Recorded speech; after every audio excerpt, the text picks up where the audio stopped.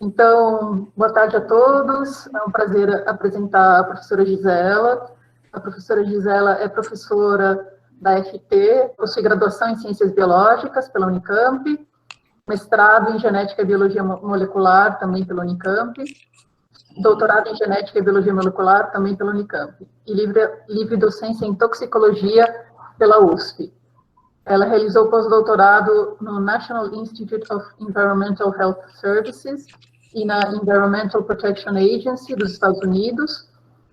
Atualmente é professora titular da Faculdade de Tecnologia da Unicamp.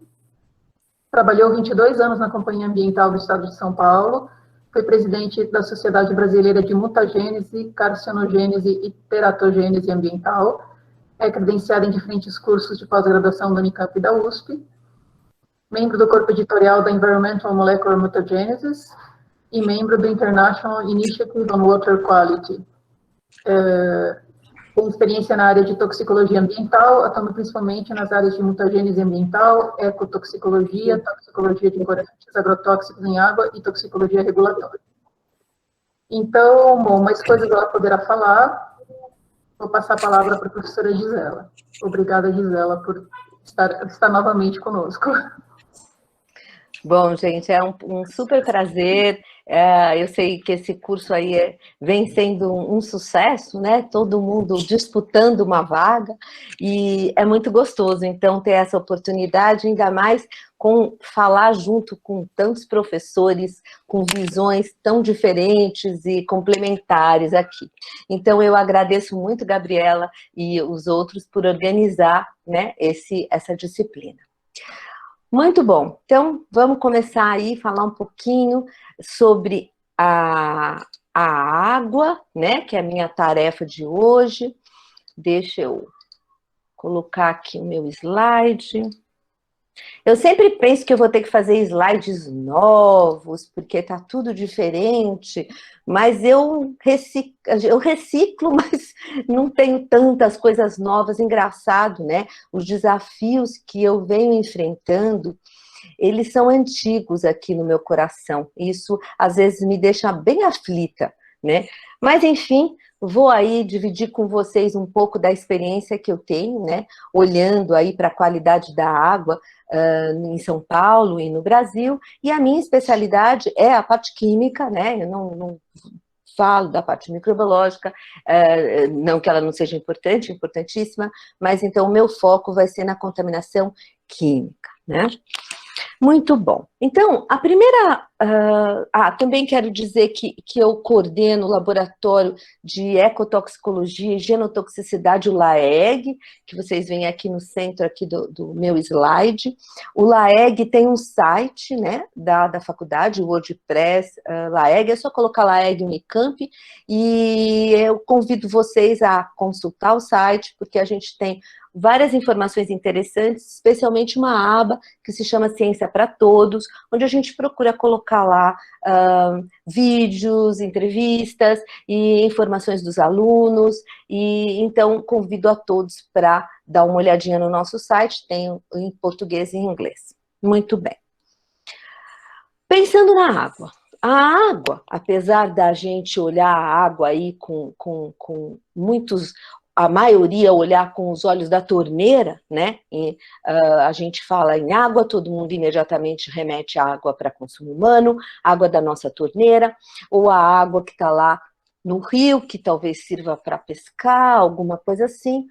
Mas a água é considerada, então, um recurso, e como recurso a gente tem várias obrigações e vários olhares, então, para essa água. Recurso porque para o desenvolvimento de todas as nossas atividades, a gente precisa de água, né? Então, a gente tem que pensar que a água serve para vários usos. Então, vou citar alguns que, às vezes, a gente não lembra deles. E muitas vezes eles são mais importantes até do que o consumo humano do ponto de vista de porcentagem de água para preservar e para uso. Então, o primeiro é o consumo humano, o segundo uso é o de dessedentação de animais, para que a gente possa produzir qualquer tipo de animal, não só, claro, a dessedentação dos animais da floresta, animais que estão aí no meio ambiente. Para a gente produzir animais, a gente precisa de água, né? E para isso a gente tem que olhar a qualidade dessa água, porque ela vai refletir na qualidade da cultura dos animais e vai se refletir também na qualidade do alimento. Irrigação é um recurso importantíssimo. Eu acho que no estado de São Paulo, 70% do nosso recurso hídrico vai para a irrigação. Então, hoje, além de ser muito importante também a sua qualidade, é muito importante a gente pensar em práticas agrícolas que possam reduzir o uso da água, porque acho que todo mundo já percebeu que a água é um recurso escasso e a gente tem que pensar como é que a gente vai usar da melhor maneira. Muito bem. Outra atividade importante é a recreação. A gente às vezes pensa só em recreação no mar, mas existe recreação em praias interiores, então também a qualidade da água precisa ser olhada com esse viés. A geração de energia é engraçado porque a gente pensa, mas que o professor agora vai ficar reclamando da qualidade de água para gerar energia, qualquer água serve, mais ou menos, viu? Porque quando aquela represa está lotada de macrófita, né, fica bem difícil a gente conseguir rodar a turbina.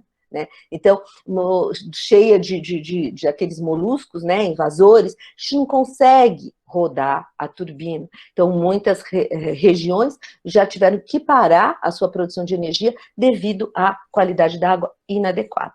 Claro que para a aquacultura também é importante, usos industriais, alguns usos industriais têm muito exigência em relação à qualidade da água, né?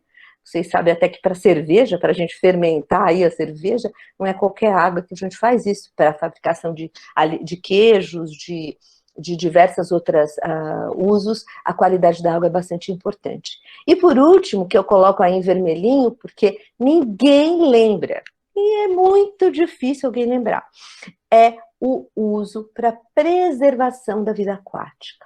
E aí alguém pode dizer para mim, professora, mas como uso? Isso lá é o uso da água.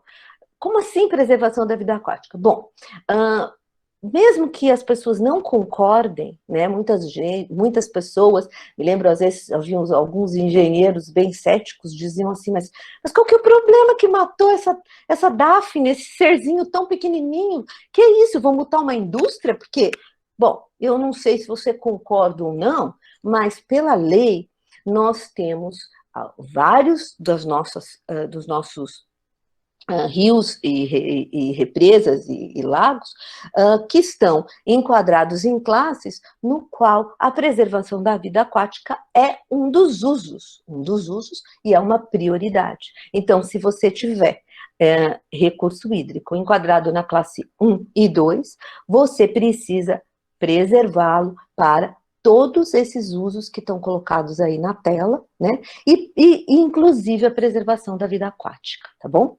É engraçado, gente, porque eu vou dar alguns dados aqui, mas é muito interessante porque às vezes a gente publica aí, encontramos agrotóxicos na água, etc. E aí a gente recebe a ligação dos repórteres, né? E é interessante porque às vezes eu dou alguma informação, eu falo, não, para beber o problema não está tão grande, mas olha, para preservação da vida aquática, para os animais, né, que vivem no animais e plantas do rio, o problema está gravíssimo, eu nem adianta continuar a falar, porque aí a pessoa já fala, professora, mas aí não dá notícia, muito obrigada. Né? Então é com esse paradigma que eu vivo, né? Como é que isso não dá notícia, né? Mas tudo bem, eu vou continuar insistindo, que é importante. Eu vou pedir um favor para Gabriela, se for possível, para Emília, que vocês olhem o chat, porque se alguém te fizer alguma pergunta ou alguma coisa específica, eu não estou vendo, então vocês me avisam, tá? Mas a gente vai ter bastante tempo para perguntas no final da aula. Gisela, estamos de olho aqui. Obrigada. Bom, então, a regulamentação da água no Brasil... Tem uma pergunta agora, da Júlia. Diga. Quer que eu faça? Ela pergunta, tem como um rio não ter uso para a preservação da vida aquática? Tem, sim, se ele for enquadrado na classe 4. Se a gente enquadrar, eu não sei se isso é bem claro para vocês, eu vou falar um pouquinho da legislação, mas deixa eu já antecipar. A gente tem, na nossa legislação, possibilidade de enquadrar as nossas águas em 4 classes, dependendo do desejo que a gente tem de preservação e que a gente pretende fazer com elas. Então, se a gente enquadra um rio na classe 4, que é o caso, por exemplo, do trecho do Tietê, do Rio Pinheiros e também do Tietê dentro de São Paulo, significa que o único uso que a gente prevê ali é navegação e paisagismo. Então, eu não preciso preservar a vida aquática. Então, não adianta. Eu vejo meus alunos lá em São Paulo, inclusive, professor, é um absurdo, esse rio tá horroroso. O que a gente tem que fazer? Primeiro, a gente tem que ir lá no comitê de bacia, gente, e pedir para mudar o enquadramento, mudar o que eu quero daquele rio. E aí sim a CETESB vai poder ir lá e exigir as ações para que a água agora fique compatível com a sua classe do enquadramento, tá bom? Bom, é mais longo isso, mas eu vou falar um pouquinho mais. E a gente vai poder discutir depois. Muito bem. Então, para que a gente possa regulamentar e levar em conta todos os usos da água, a gente precisa estabelecer critérios de qualidade de água. E esses critérios de qualidade não é simples estabelecê-los. Nós temos aqui uma aluna no curso, a Marina Luz, da Argentina, uma amiga do coração especial mesmo, que eu tenho de muitos anos, e ela, na Argentina, fez esse trabalho incrível de derivação de critérios de qualidade para diferentes usos da água na Argentina, né? E nós ficamos amigas porque a gente, né, teve sempre esse mesmo objetivo. Parece muito simples, né? Regulamentar um composto na água. As pessoas, eu me lembro, há muitos anos atrás, eu estava lá na discussão do CONAMA e começaram a falar em contaminantes emergentes, em hormônios, e várias pessoas, né, chegaram lá na reunião e falaram, tem que pôr isso aí na lei, tem que pôr esse composto na lei. Assim, posso pôr, mas qual é o valor máximo que eu coloco permitido? Ah, professora, eu quero zero não tem. Começa que zero não tem, porque quimicamente zero não tem. E eu preciso pensar para os diferentes usos, qual é o valor máximo permitido que não oferece risco para aquele uso. Vocês vão falar, professora, eu não gosto disso, professora, eu quero tudo nada, tudo zero. Tá bom, então se você quer tudo zero, vamos começar de novo, vamos lá para Marte, e você nem chega, porque a partir do momento que você chega lá, você já vai começar a fazer, né, urinar, fazer, né, os seus dejetos já vão estar lá e já vão começar a alterar a qualidade da água e de qualquer, se é que tem, né, água lá. Então, o que eu quero dizer com isso? Que a gente, na minha ciência, que é a toxicologia ambiental, que é a toxicologia que cuida desses estabelecimentos de critérios, eu preciso partir do pressuposto que a gente tem o uso das substâncias químicas e a gente precisa fazer o nosso melhor para manter a melhor qualidade possível dos recursos hídricos, e isso é possível. Mas para isso eu preciso de saber ter estabelecimento de critérios, eu preciso... Ah, professora, é fácil, a gente copia da OMS, a gente copia dos Estados Unidos. Não é assim, a gente precisa sim saber derivar os nossos critérios para os ecossistemas que a gente tem, para os compostos que a gente usa. Vou copiar um valor lá da Europa para um composto que a gente nem usa, e todos que a gente usa a gente ignora, porque os outros países não usam, ou vice-versa. Então, a gente precisa fazer essa customização. E, em geral, o estabelecimento de critérios de qualidade de água são baseados numa avaliação do risco. E para eu fazer a avaliação do risco, eu preciso ter dados com espécies representativas dos organismos que eu pretendo proteger. E isso é disso que se trata a toxicologia, e mais especificamente a ecotoxicologia. E da posse de dados, eu consigo, quanto mais dados, maior confiança eu vou ter no estabelecimento da toxicidade dos agentes, do perigo que eles possam vir a causar, e aí eu vou determinar valores máximos de concentração que eu posso ter na água para permitir com segurança os usos pretendidos da água, não é?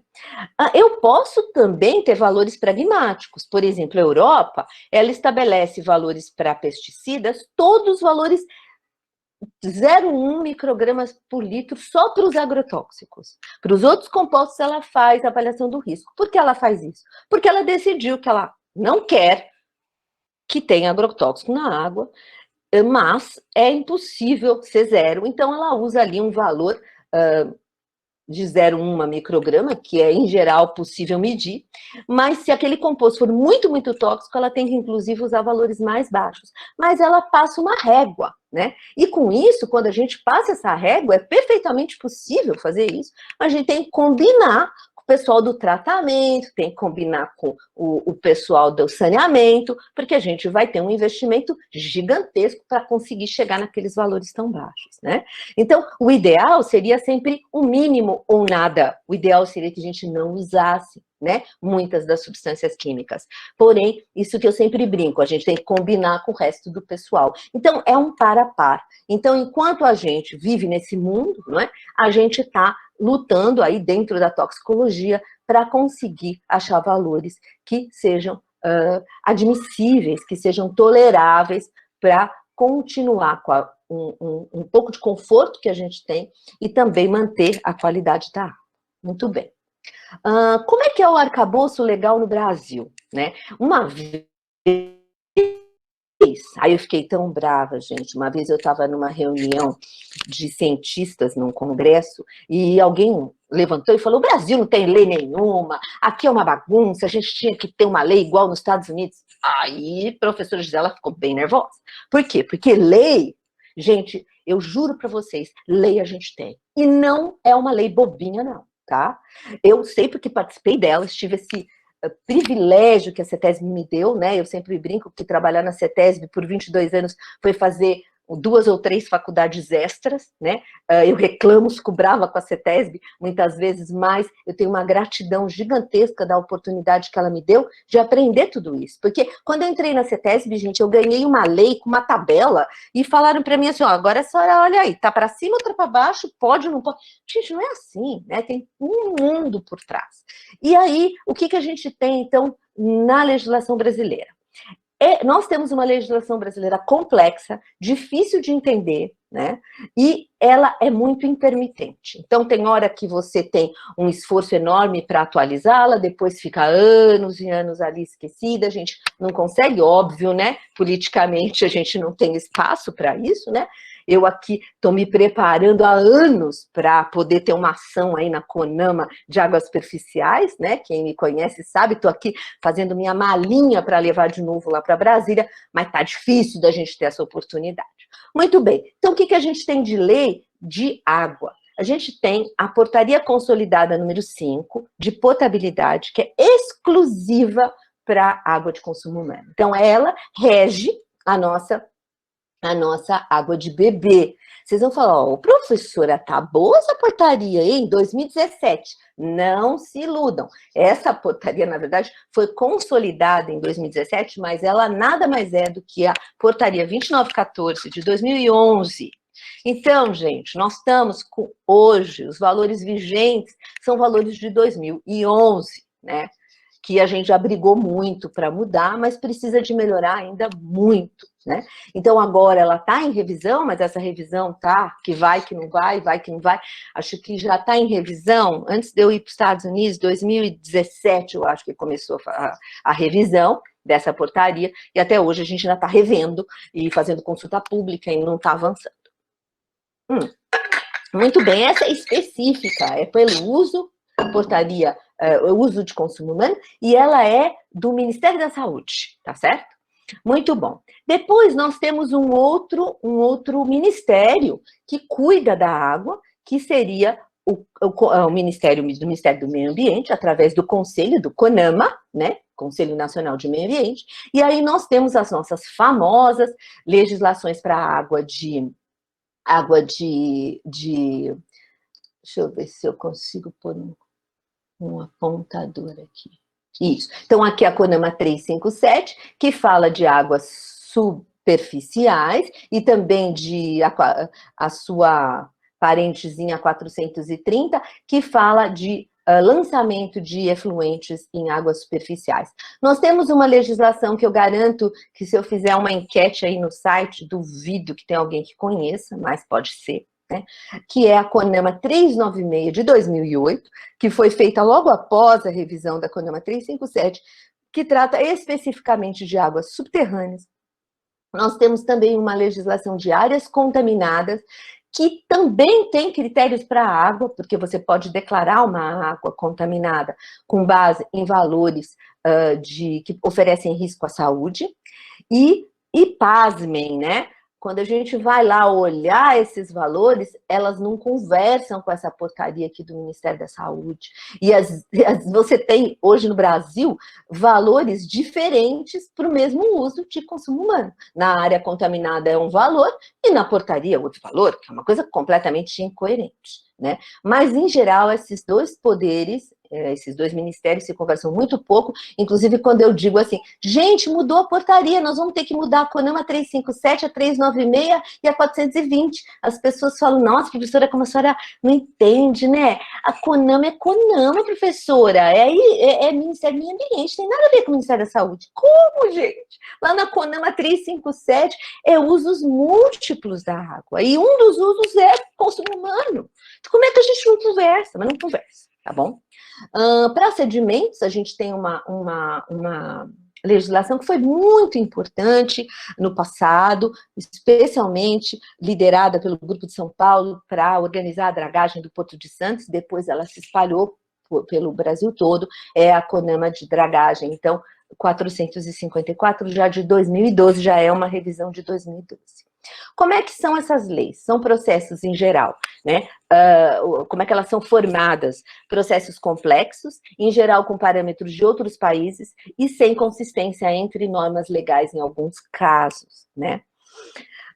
Gestão da qualidade do recurso hídrica, ela é feita pelos estados, então é de responsabilidade do estado e do órgão ambiental fazer o monitoramento da qualidade do recurso hídrico, enquanto água tanto água subterrânea como água superficial. Infelizmente, no Brasil, nós temos essa situação aí da minha última frase, a maioria dos estados, a maioria não, acho que hoje já não é a maioria, mas tem muitos estados que não tem órgão ambiental, e a maioria não tem monitoramento e não cumprem a lei de forma completa. Até a CETESB não faz um monitoramento de fato completo com todos os parâmetros hoje listados na CONAMA 357, por exemplo.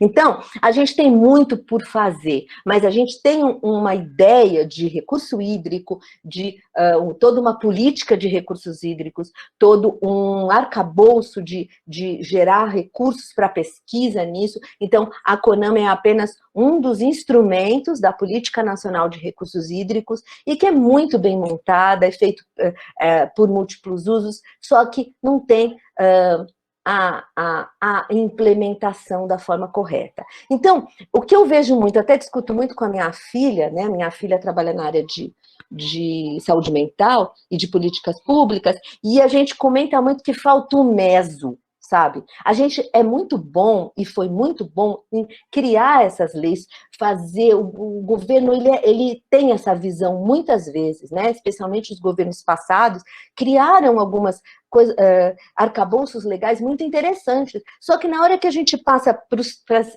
ferramentas de implementação disso, fica tudo muito solto, não tem laboratório, não tem pessoal especializado, enfim, e a coisa não acontece. Então a gente fica assim, lutando e brigando para colocar mais um parâmetro na lei, e eu sei que um monte de poços aí desse Brasil nunca foi analisado para nada, e quando é analisado é para pH, turbidez e coliforme.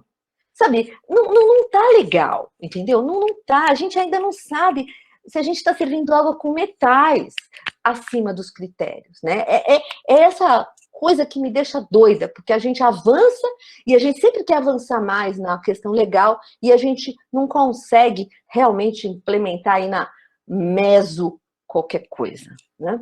Muito bem.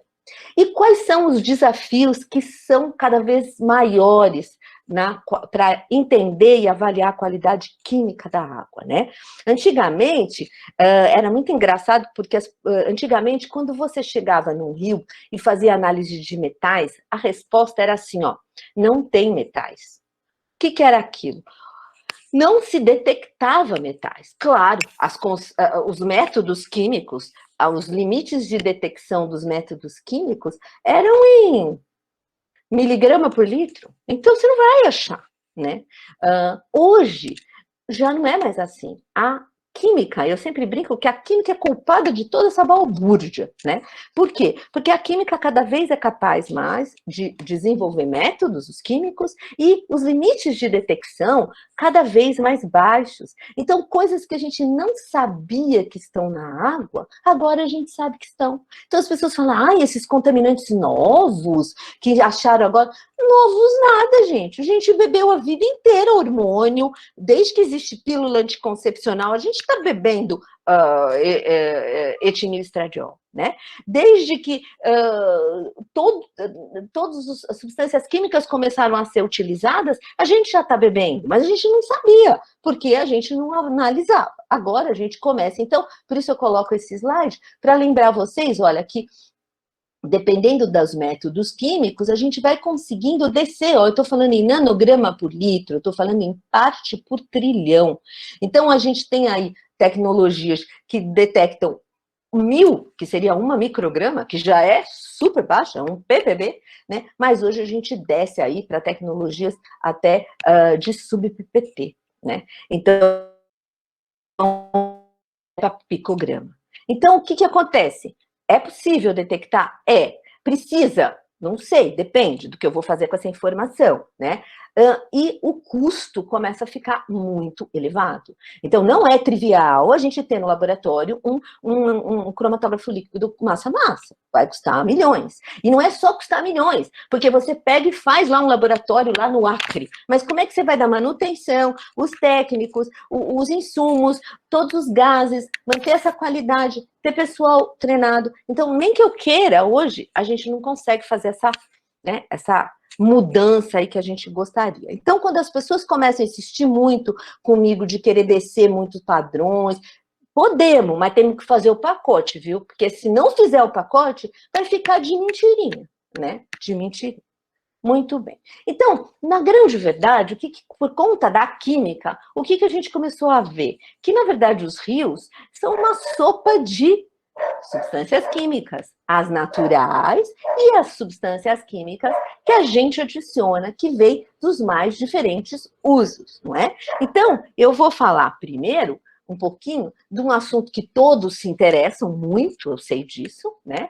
Que são os agrotóxicos ou os pesticidas, enfim. Eu chamo de agrotóxicos porque a lei do Brasil os registrou como agrotóxicos, mas muita gente, especialmente a área que os vende, prefere chamá-los de insumos agrícolas, não é? Enfim, vários outros nomes para dizer a mesma coisa, mas no fundo são substâncias químicas que alguns amigos meus, inclusive, que são agrônomos, eles falam, mas Gisela, agrotóxico não é tóxico. Eu falo, tá bom. Que balela é essa? Se um agrotóxico não for tóxico, vai matar como as coisas? Você não quer matar alguma coisa com esse agrotóxico, não? Quero, então ele tem que ser tóxico, né? Agora, a toxicidade vai diferenciar de um organismo para outro, e é com isso que a gente vai ter que trabalhar para poder aceitar a presença de agrotóxicos numa água. O que a gente tem, então? O Brasil, como é que é o Brasil na questão de agrotóxicos? O Brasil é o maior consumidor, eu andei lendo recém uma notícia, e ele continua sendo o maior consumidor, o mercado consumidor de agrotóxico no mundo, tá? Ele tem mais de 500 substâncias químicas aprovadas e 381, ou pelo menos 380, agrotóxicos aprovados para uso em diferentes culturas, né?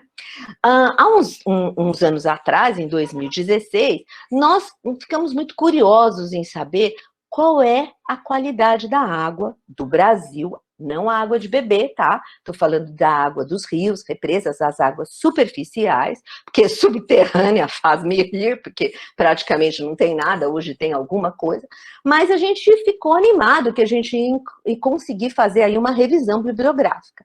Então, essa era a técnica de nível superior da Unicamp, a Anjaína, que é maravilhosa, ama fazer uma revisão, ela caiu, né, entrou nessa jornada, e a gente observou que lá em 2016, hoje é um pouquinho mais, a gente achou estudos confiáveis da ocorrência de agrotóxicos, eu digo em concentrações baixas, com limite de detecção baixos, para que eu possa fazer uma avaliação do risco, só em 5 estados. Eu me lembro que a primeira vez que nós submetemos esse trabalho para uma revista, o revisor falou assim, nossa, eu nunca vi uma coisa tão mal feita, imagina vocês só colocarem dados de 5 estados. Eu tive que colocar lá no início do paper que nós procuramos em todos os estados e só encontramos nesses aí. Então, olha que coisa louca. Nós temos um Brasil, que é o maior consumidor de agrotóxicos do mundo, e nós temos pouquíssimos dados de agrotóxicos no monitoramento ambiental, tá?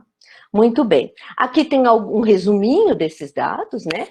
Então, nós encontramos lá em 2016, 5 estados dos 27 com dados.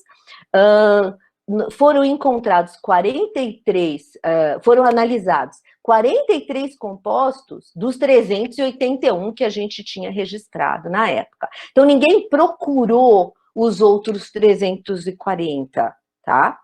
Muito bem. Desses 43 que foram procurados, 34 foram encontrados, né? E desses 381, apenas 11 são regulamentados. Isso não mudou muito, eu até pensei, falei, nossa, eu tenho que atualizar esse slide, mas infelizmente mudou muito pouco. A gente tem alguns trabalhos sendo publicados atualmente, mas agrotóxico não dá muito moda. Agora na moda é publicar microplástico, né? Se você não está no microplástico, você está fora do contexto, né? Você tem que publicar no nano, publicar... Gente, eu sei, mas a gente também podia ajudar o Brasil e fazer um pouco de análise de agrotóxico, porque tá difícil, porque os órgãos ambientais não fazem. Então, só aqui para vocês terem uma ideia, ó, o número de amostras que foi avaliada, né? Esses foram os compostos encontrados, avaliados, e aqui foi em cinza, a porcentagem, então, número total de amostras que continham esses agrotóxicos, tá?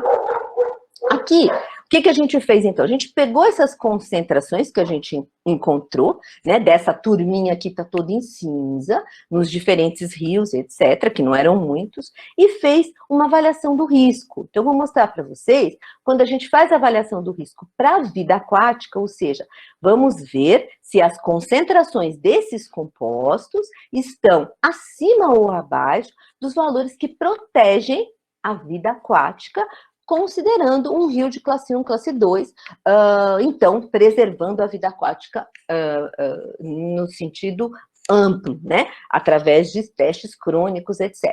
Então, a gente fez esse trabalho, aí vocês vão falar, professora, a senhora usou qual legislação brasileira para fazer a avaliação do risco? Eu não usei nenhuma, gente, porque, sinceramente, a legislação brasileira do CONAMA tem valores altíssimos para a preservação da vida aquática, ou seja, muitos não preservam a vida aquática, e não tem um pingo de substância, só 11, né? E a maioria que eu encontrei não estava na lei. Então, a gente fez um cálculo, procurou otimizar esses valores através do método da Europa e calculou aí o máximo que seria permitido, entre aspas, um critério para a proteção da vida aquática. Então, vejam que interessante.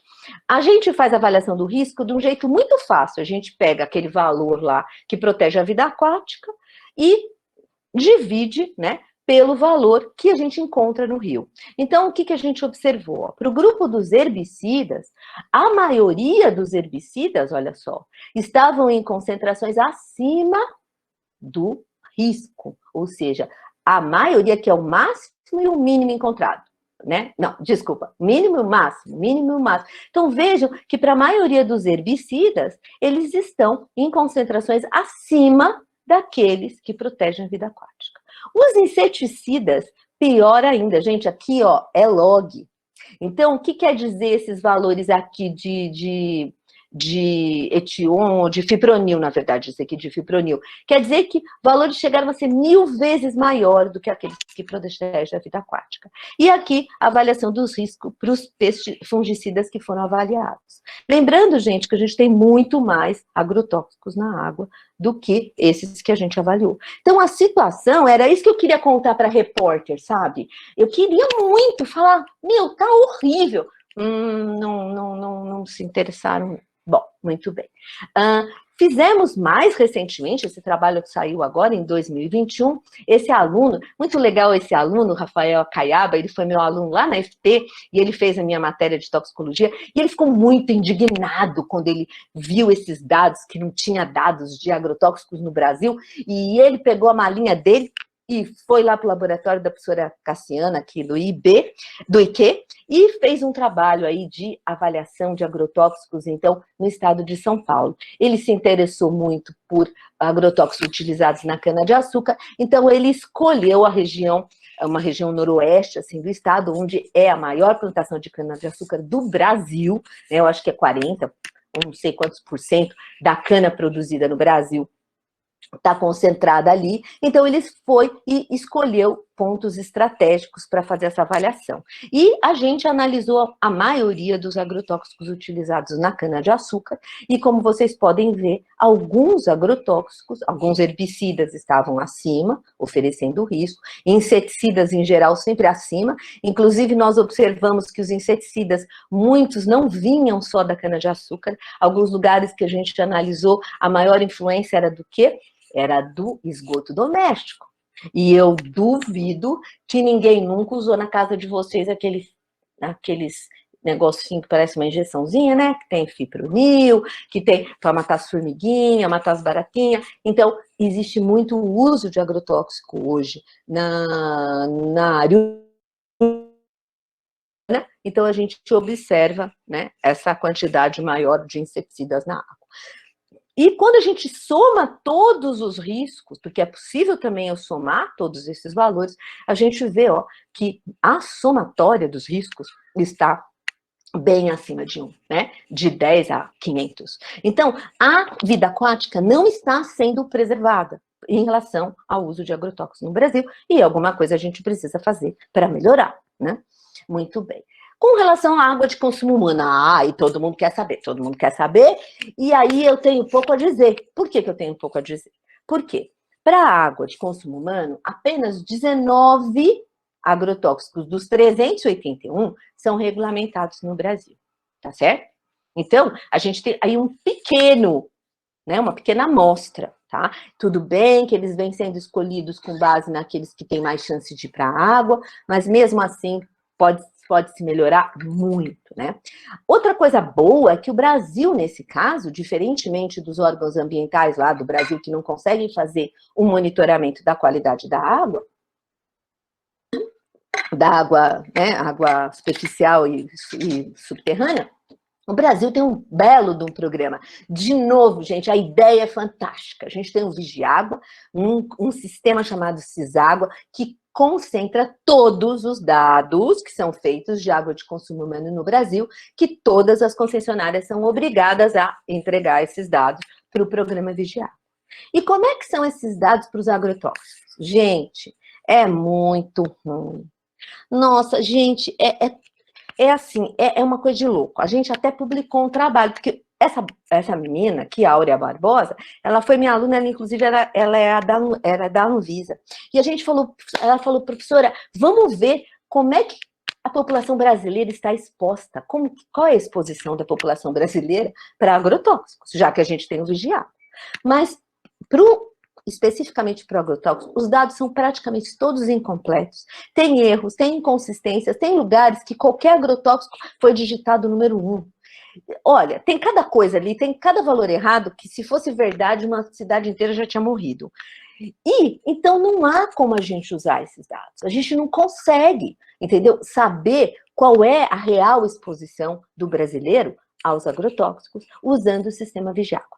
Melhoraram muito de 2015 para cá? Sim, mas mesmo assim, gente, recentemente nós fizemos uma visita no sistema e é lamentável. É lamentável porque tem erros, tem... Inclusive, eu não sei se vocês lembram aquela notícia, uma notícia ganhou muita popularidade na mídia, que falava lá que a água estava envenenada com os 27 agrotóxicos, era um mapa de todas as cidades no Brasil, causou, assim, um tumulto gigante, né, que tinha 27, bom, tinha 27 porque tem 27 agrotóxicos na regulamentação. São 19 mais 8 que não estão mais aprovados para uso, são agrotóxicos já proibidos, mas que vêm do Paraguai, vêm aí, então continuam na lei. Por isso que tem 27. Entendeu? Se tivesse na lei 57, teriam 57, porque eu juro para vocês que os agrotóxicos estão na água. Se não é ele, é o seu produto de transformação, tá? Então, se vocês quiserem, esse paper está publicado, inclusive ele é Open Access, numa revista chamada Frontiers, onde a gente mostra, inclusive tem todos os dados no material suplementar. Tá? Então, recentemente até eu fui entrevistada sobre a qualidade da água e depois de conversar muito com as repórteres, eu gostei muito porque elas colocaram, no lugar da reportagem, elas colocaram uma pessoa bebendo uma água com uma venda nos olhos. Porque, na verdade, eu não sei qual é a qualidade da água no Brasil para agrotóxicos, para informar para vocês a água de beber. Muito bom. O nosso grupo, muito preocupado com isso, fez alguns estudos, tá? Pegamos algumas águas aqui da região de Campinas, tá? Campinas, Piracicaba, Limeira, Santa Bárbara, enfim, da região que a gente tinha acesso, isso foi feito pelo grupo da professora Cassiana Montanher, do IQ, e fizemos pouquíssimas amostragens, cada uma dessas barrinhas mostra é uma amostragem, mas não foi um programa de monitoramento, né? E a gente usou aí tecnologias bem avançadas, então as concentrações que a gente conseguia detectar eram na ordem de ppt, de nanograma. E como eu disse para vocês, todas as águas têm agrotóxicos. Em que concentrações, professora?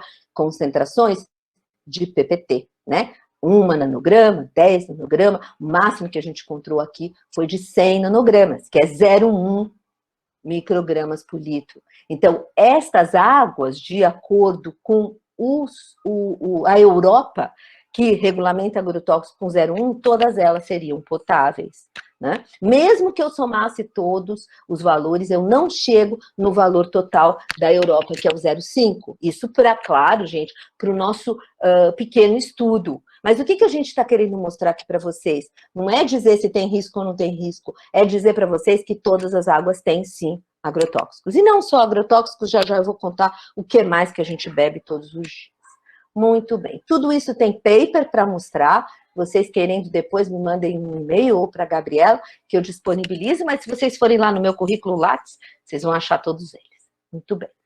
Outro grupo de substâncias químicas que é interessante eu comentar com vocês, que é a paixão da professora Gisela, que nunca entra na moda, sabe, gente? É engraçado, porque nunca entra na moda os corantes. Usa-se há anos, mas ninguém liga. Só para comentar que a gente trabalha muito com corantes, mesmo porque no Brasil, China e Índia é onde tudo é colorido, os tecidos são coloridos, né?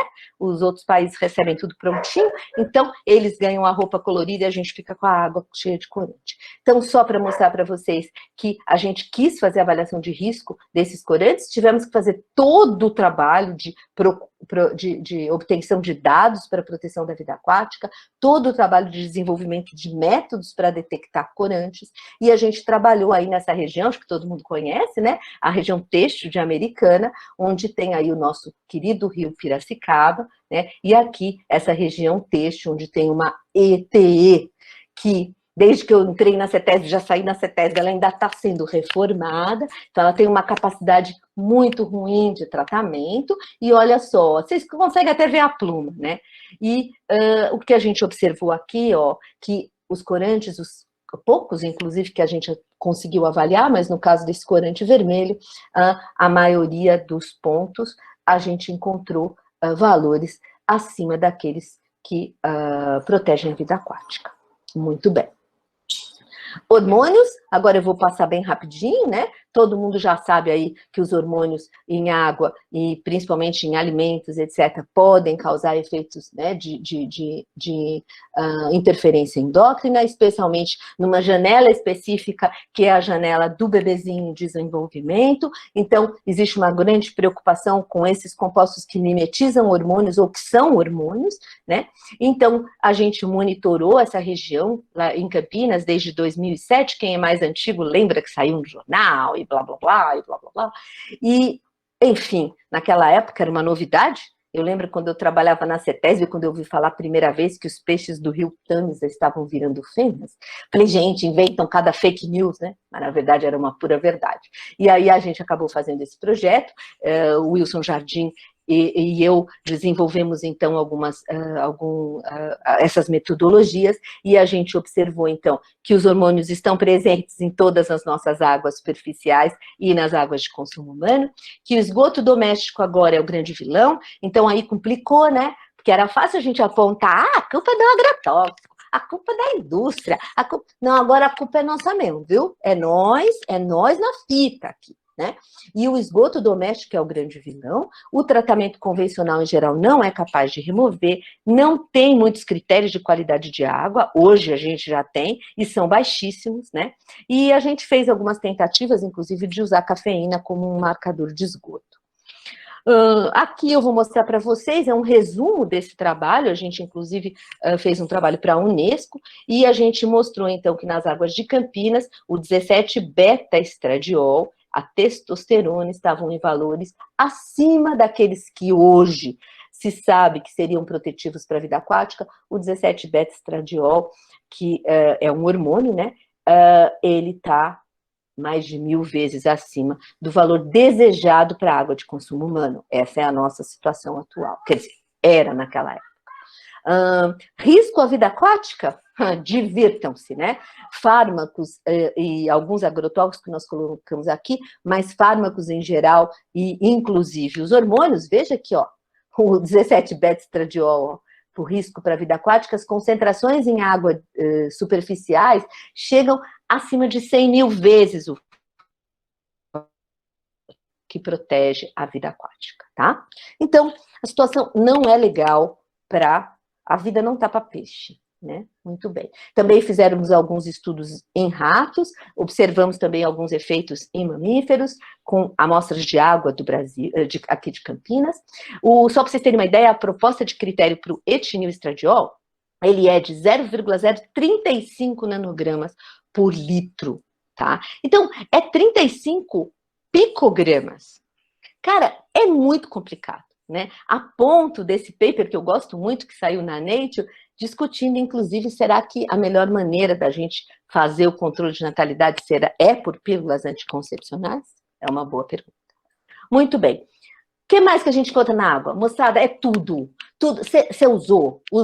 Entrou, bebeu, né? A professora bebeu aqui, daqui a pouco, o que acontece? Bebo, é absorvido, vai para o meu sangue, filtra no meu rim e vai para onde? Para a urina, da urina vai para onde? Vai lá para o rio. Ora, né? É tratado, mas não é tratado completamente e vai para o rio, né? E o que não for absorvido vai para as fezes, então vai para o meio ambiente do mesmo jeito. Então, cocaína foi a maior surpresa, né? Uns anos atrás, quando a gente descobriu. E sabe o que é incrível? Não é pouco que tem de cocaína, não, viu? Olha aqui as concentrações. Na verdade, a gente mede a cocaína mais o metabólito dela, que é a benzoilecognina, né? Que é o que a gente elimina depois do uso da cocaína. Então, aqui, ó, em amostras coletadas no estado de São Paulo, ó, águas de beber, olha, chega até 1 micrograma quase, 1 micrograma de benzoilecognina, nunca sei falar essa essa palavra. Dá uma olhada aqui, isso aqui são as águas superficiais, isso aqui o esgoto tratado, e aqui o esgoto sem tratar. Vocês vejam que a remoção é muito baixa do tratamento para cocaína, né? Então, aí vocês vão falar, professora, qual é o problema? Aliás, a gente não sabe exatamente qual é o problema. Agora que está se estudando para os efeitos na vida aquática, agora quem sabe qual é o que vai causar num bebezinho, né, num feto que está em desenvolvimento, essa concentração de cocaína que está na água. Pode ser que nada, mas pode ser que sim. Então, a gente continua de vendinha nos olhos, né? Muito bem. Agora nós vamos falar um pouco de como é que é isso. Diga. Oi? Tem uma pergunta da Luz Marina aqui no chat. Diga, Marina. Ela pergunta se tem provas de testes de correlação entre a cafeína e outros hormônios. Infelizmente não, tá? A gente achou que a gente ia conseguir uma boa correlação da cafeína com os hormônios na água de bebê, quer dizer, a gente não conseguiu. Mas nas águas superficiais, sim. Nós publicamos esse trabalho, que de todas as...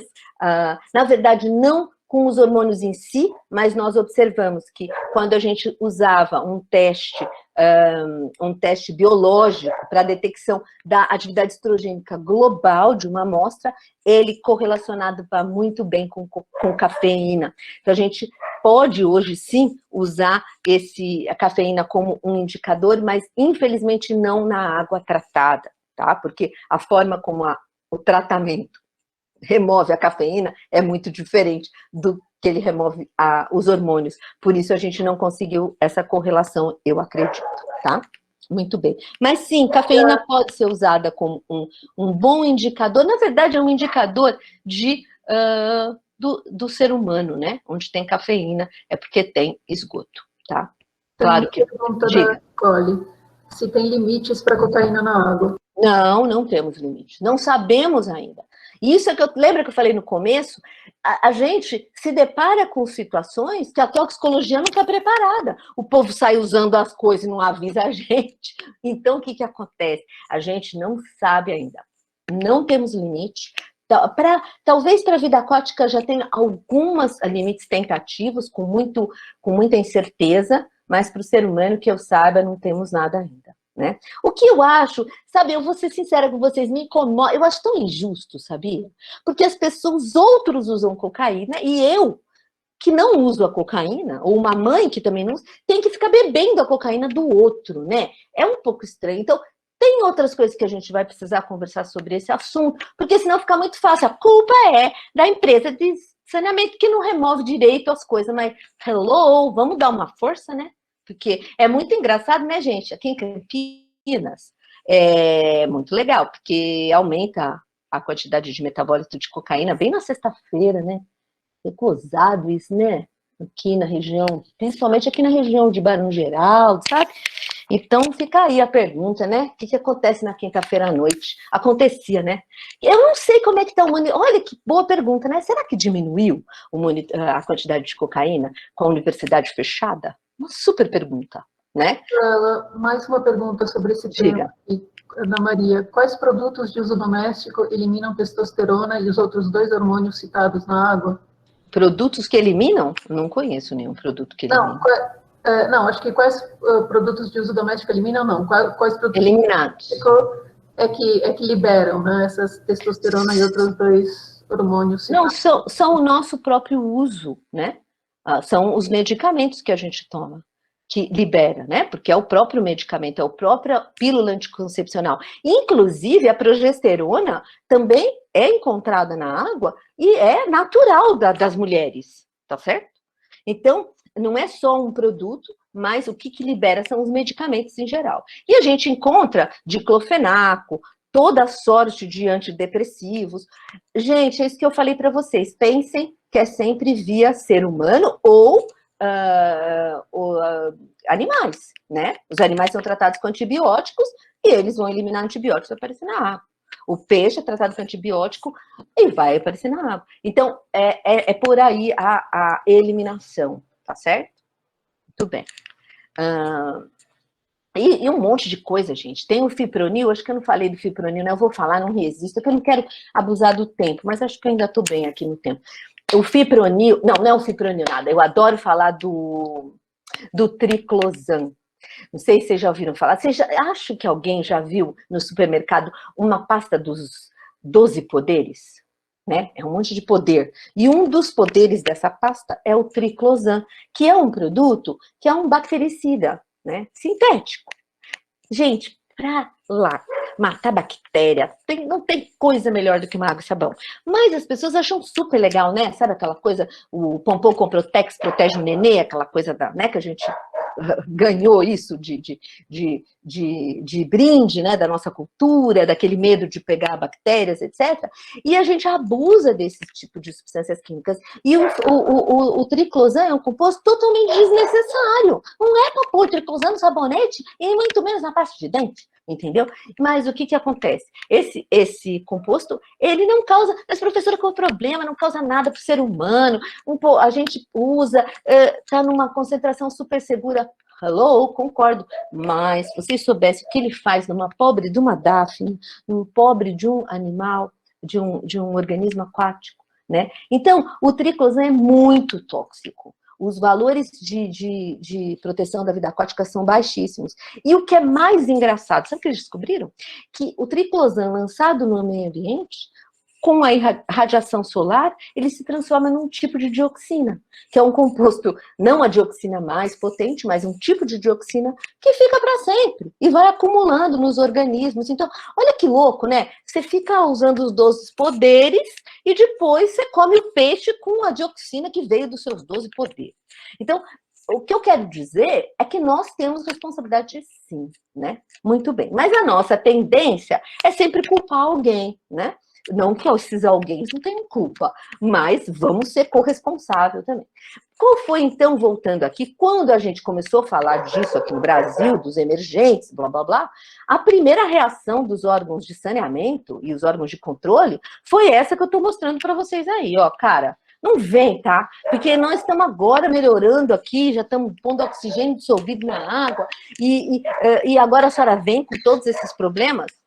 I'm sorry, né? Eu não tenho culpa. Então, qual é o motivo? O motivo deles agirem assim, né? A primeira coisa que eu penso, que é o primeiro motivo, né? É que primeiro as pessoas têm muito medo, não é? De enfrentar esse problema, né? É mais um motivo de preocupação para eles e com certeza vai envolver grana. E não tem investimento no saneamento e blá, blá, blá, blá. Muito bem. E aí, o motivo também que eu acho que é muito importante é que o Brasil ainda não resolveu esses problemas básicos. Olha o Brasil que nós estamos falando. Gente, eu queria tanto mudar essa foto. Eu sonho um dia vir aqui na AM 088 com uma foto sobre o Brasil, uma bacana, mas não consigo, é só essa daqui que eu tenho, por enquanto, porque ela representa o meu país. Primeiro, olha a situação aqui, isso aqui é um rio, gente, hello, é rio, né? Isso aqui é o rio Tietê, aqui no interior. Gente, eu mostrei isso aqui para os meus amigos americanos, isso aqui, peraí, é neve? Eu falei, que neve, gente, isso aqui é espuma, cara. As pessoas não se enxergam lá na cidade, tá? Com isso daqui. Isso aqui fica cheio de patógenos, substâncias químicas. É hello, né? E quando não tem água, que aí então que não tem nem o recurso hídrico. E quando tem água cheia de nutrientes, dá uma olhada na foto que eu mostro aqui para vocês da nossa querida represa aqui na Praia Azul. Quem é da minha idade lembra bem que a gente já adorava passar o domingo na Praia Azul. Olha a situação dessa represa numa floração de algas, né? Que pode ou não ser tóxica. Mas a sua água vira uma sopa de ervilha. Então, é nesse país que veio a professora Gisela e os outros pesquisadores falar de nanograma na água. Tá entendendo? Sabe, Emília, é isso que eu te falei, sabe? Eu tô com dificuldade, entendeu? Porque, meu Deus, né? Tem que começar, né? Mas, enfim, não posso também fechar os olhos para a realidade. Então, outra coisa, isso eu incorporei na minha nova Nova apresentação, gente. Meu, eu não me conformo com isso, porque eu estou aqui falando de nanograma, de hormônio, tá? E esse aluno, ele foi meu aluno na faculdade de tecnologia, o Cássio. Sempre super questionador, foi lá trabalhar com os índios, fazer um trabalho super legal. Esse menino comia só peixe lá junto com os índios e ficou com a doença de Minamata. Esse menino morreu agora, dia 4 de abril de 21. Foi meu aluno, sabe? É uma coisa, eu não me conformo com isso. Quer dizer, que Brasil nós estamos vivendo? Fala para mim. Que Brasil é esse? Como é que eu ainda tenho isso acontecendo, né? Ninguém está nem aí. Eu provavelmente tenho níveis de manganês alto, tenho níveis de chumbo, de sei lá mais o que a gente nem mede nesses poços por aí afora. Plantação de banana usando mancozeb pra caramba, mancozeb vai se degradar e vai virar manganês. Manganês é neurotóxico também. E eu não sei o que está acontecendo. Essa é a minha grande angústia, sabe? Então, é esse Brasil que a gente enxerga de forma assim escrachada e não está mais combinando com os meus PPTs, né? Mas eu insisto, né? Então, o que eu penso, né? Qual que é o outro lado dessa história? Então, eu poderia pensar, tá bom, professor, então vamos esquecer tudo que a senhora falou, tudo que a senhora fez também não serviu para nada, porque nós precisamos resolver isso aqui, só que nós precisamos resolver isso aqui desde que eu entrei na CETESB, já era assim. Eu analiso essa espuma do Rio Tietê, gente. Eu tinha acabado de entrar na CETESB, era mocinha, era criancinha, pequititinha. E a gente andava para lá e para cá com essa espuma, para saber o que tinha nela, né? Então, eu passo até hoje, eu fui para São Paulo quarta-feira agora, passei no Rio Tietê, a coisa lá ruim de novo, cheio de pneu, o pessoal tá tirando pneu. Não vai, não avança, são 30 anos, 40 anos. Meu, é complexo. Então, o que eu penso, né? Qual é o outro lado de toda essa história? Que, devido às evidências científicas, eu não tenho culpa que o mundo avançou.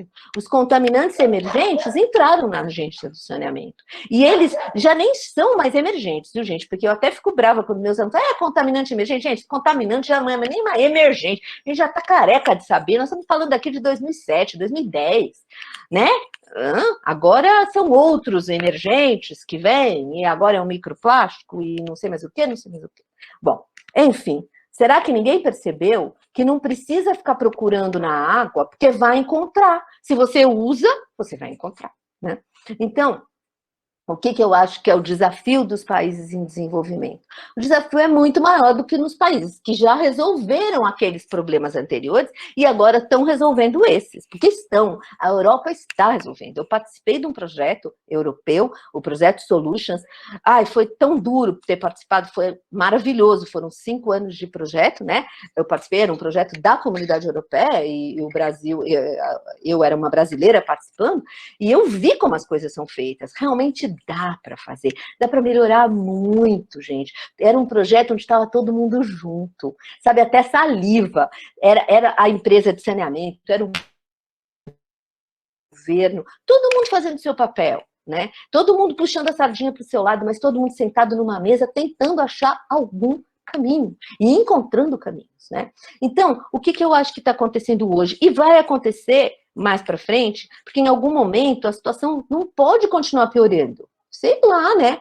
Vocês depois me contam que eu já vou estar mortinha lá, enterradinha. Eu sempre brinco, me levem notícias, não leva flor não, por favor. Eu adoro flor, mas eu prefiro notícias boas, de dizer, professora, não foi em vão. Sabe, a gente está melhorando. Olha aqui o meu monitoramento que a gente está tendo hoje. Eu quero muito poder sonhar e eu sonho já depois de morta, porque viva não vai rolar. Muito bem. Então, o que a gente precisa? Resolver problemas antigos e novos ao mesmo tempo. Porque não adianta fingir. Não, mas a água tá ótima, professora. Meu Deus, já tá com oxigênio no seu ouvido? Olha o peixinho. Como que ele vai se reproduzir, né? Enfim. Nós precisamos conhecer os nossos compostos prioritários. Não vem com essa conversa de copiar o composto do país vizinho, dos Estados Unidos, da Europa, da China. Nós temos que fazer o nosso monitoramento, saber os compostos que, de fato, estão oferecendo risco à saúde e ao meio ambiente e usá-los no monitoramento.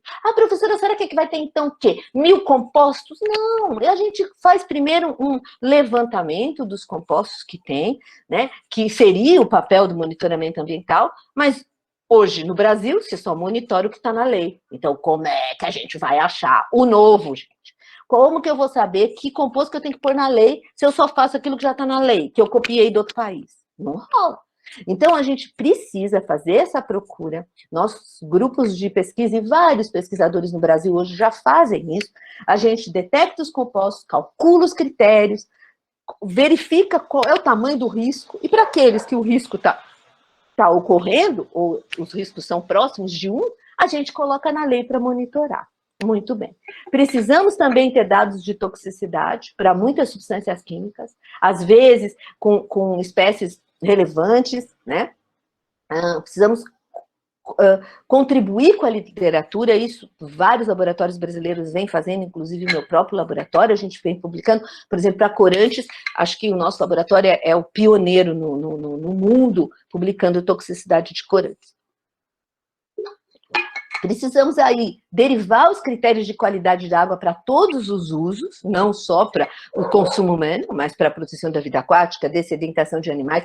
Gente, recreação, a gente copia os critérios da Austrália ou até do Canadá. Quanto tempo uma pessoa, uma criança nada lá no Canadá? Ah, meu Deus! Aqui no Nordeste tem crianças que nadam todos os dias no Rio Potengi, por exemplo. Eu vi, né?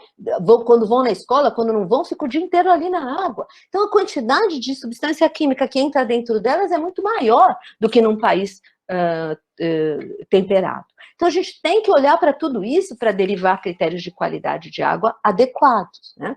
Temos que ter dados de monitoramento confiáveis, porque tem que ter, sim, cata-controle, tem que ter químico bom, tem que fazer direito, porque a gente aqui está falando de toxicologia regulatória. Então, eu vou multar alguém, então eu tenho que fazer isso de forma muito confiável. Preciso também de desenvolver tecnologia de remoção. O que adianta eu colocar na lei um valor que ninguém consegue remover? Eu ponho o valor, mas eu não vou conseguir atingir. Então, em paralelo, a gente precisa estar desenvolvendo, está tudo casado, entendeu? Para daí a gente começar a falar em regulamentação. Então, eu não concordo com esse exagero de ir só lá na lei e baixar o valor. Ah, tô feliz, baixei de tanto para tanto. É legal, mas nós precisamos junto fazer esse arcabouço que eu estou falando aqui, gente, porque senão é dar com os burros na água, né? Não vai acontecer nada, porque vai ficar um número lá que ninguém consegue atingir. E ninguém está ajudando ninguém a atingir. Então, ó, é treinamento, é nesse Brasil inteiro. Gente, eu lembro, eu dei aula de critérios de qualidade de água para o pessoal da FUNASA, há uns anos atrás. Eu nem sei quantas, centenas de pessoas. Vocês precisam de ver a felicidade deles. Quando a gente ensinava que eu posso calcular um critério de qualidade de água para qualquer substância química, não precisa estar na lei. Você precisa de ver o empoderamento que isso deu nesse pessoal. Então, assim, dá para fazer. Eu tenho certeza que dá. Mas a gente vai ter que achar caminhos, né? Muito bem. Então, como é que a gente faz isso? Sei lá, né?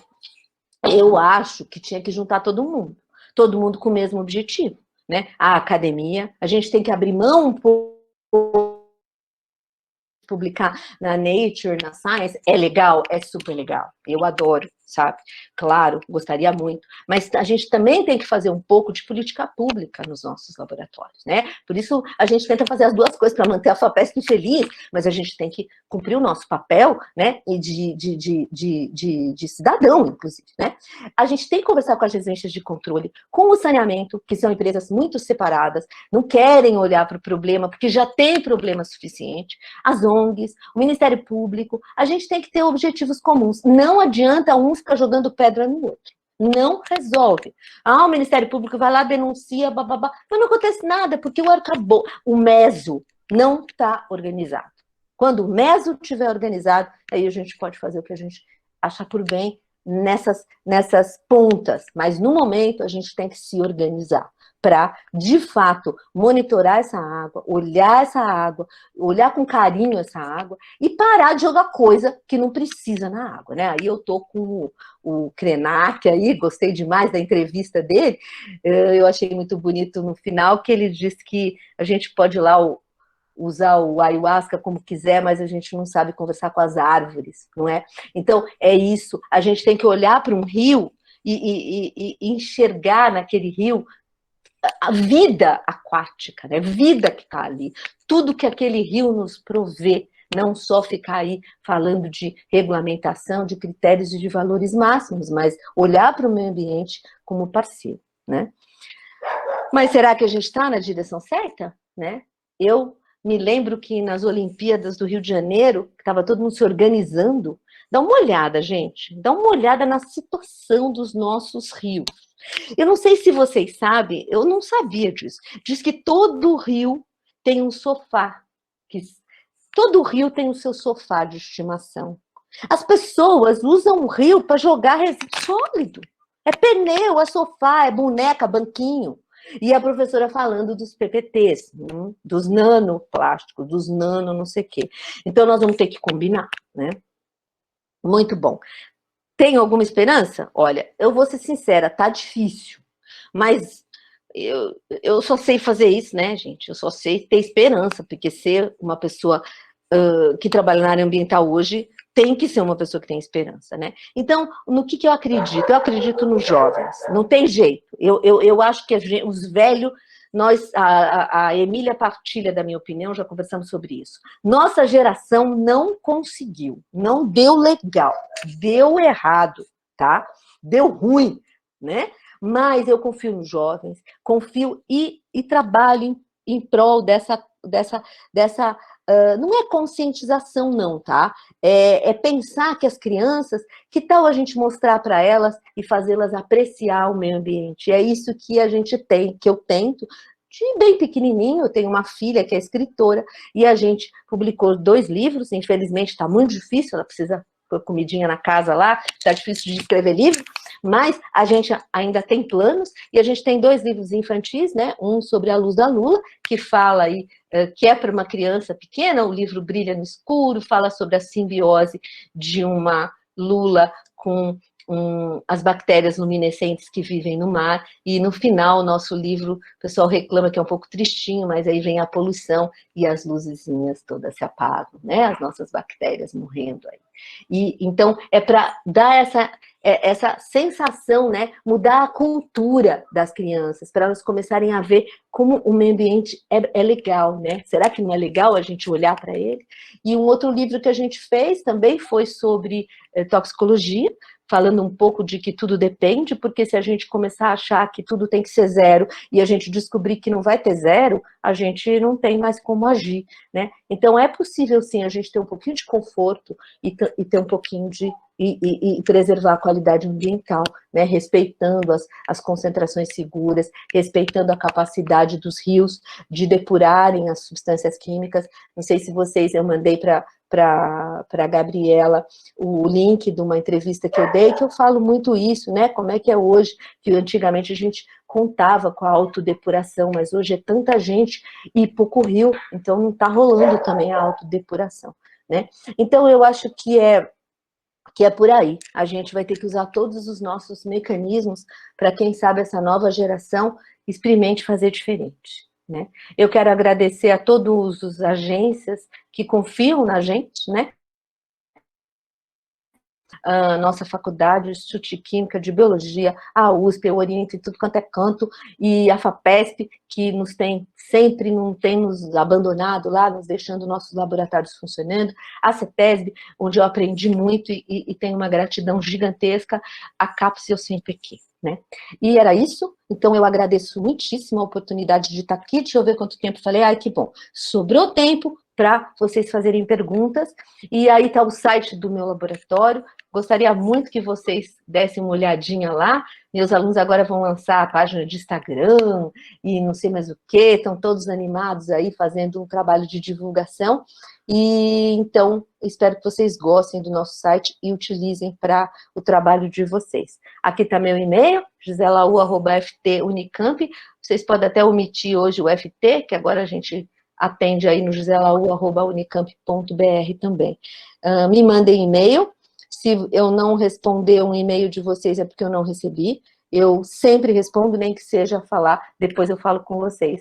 E então, por favor, fiquem à vontade. Adoro distribuir o conhecimento, distribuir aquilo que a gente sabe e que a gente tem publicado. Então, eu estou totalmente à disposição de todos. E era isso. Super obrigada. Gisela, muito obrigada pela aula. Tem muitos elogios aqui no chat e tem muitas perguntas no fórum. Então, eu vou pedir para você tentar ser breve nas respostas para a gente conseguir chegar no final da lista. Perfeito. Bom, tinha uma minha, tinha 3 minhas, mas eu já paguei 2 para...